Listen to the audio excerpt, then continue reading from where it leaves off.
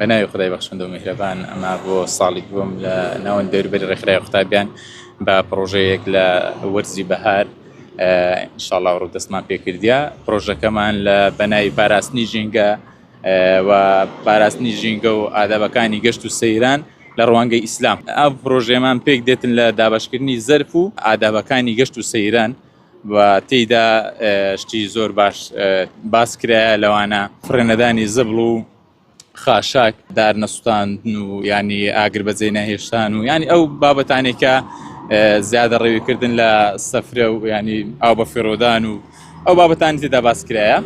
زەرفەکەمان بۆ ئەوەی ئەو خەڵکەکە دێتن ئەو خاشاک و ئەو زبرێکە بەجێ دێڵی بەجێ نێهێڵێ ئەو زەرفەی دەدەینێ بۆ ئەوی پاژماوەکەی خۆی لەگەڵ خۆی بباتەوە و ژینگەکەی بە جوانی بێڵتەوە. هەڵساین بە پێدانی علاگەی خۆڵ و هەروەها پرۆشەرێک کە تێیدا چەند ڕێنمایش تێدا نووسراوە بۆ هاوڵاتیا کە دەیخوێنەوە تێدەگەن لە بەرچی پێویستەکە ئێمە ژینگەی ئەم کوردستانە پارێزین. وەلەو ڕۆژەدا ئێمە هەڵساین بە دابەشکردنی نزیکەی 1030 دانە علاگەی خۆڵ. ئێمە ئەوەندا تاسیریەمان لەسەر 500 خێزان هەبێ کە تێی بگەینین پاراستنی ژینگە چ گرنگجێکی هەیە.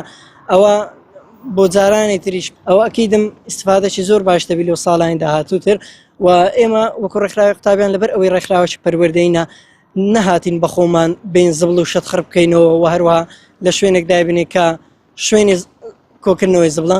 ئێمە هەستین ڕێنماییمان بۆ خەڵکەدا و هەروەها شتێکی فێرکاری بۆ خەڵکە کە بەبیری بێتەوە ئەوە چ پێویست ناکە ئەو پیسایی زبڵت لە شوێنەکەی خۆت بەجێ بێڵێ دەتوانی کۆی بکەیتەوە بێ هەر هیچ نەبێ بەو علاگەی خۆڵە لەسەر جادە ڕئیسەکان بەجێ بێڵێ ئەوە تیمەکانی شارەوانی خۆیان ئەو علاگە خۆڵانە کۆ دەکەنەوە لە شوێنی دیاریکرای خۆیان دایدەنێن.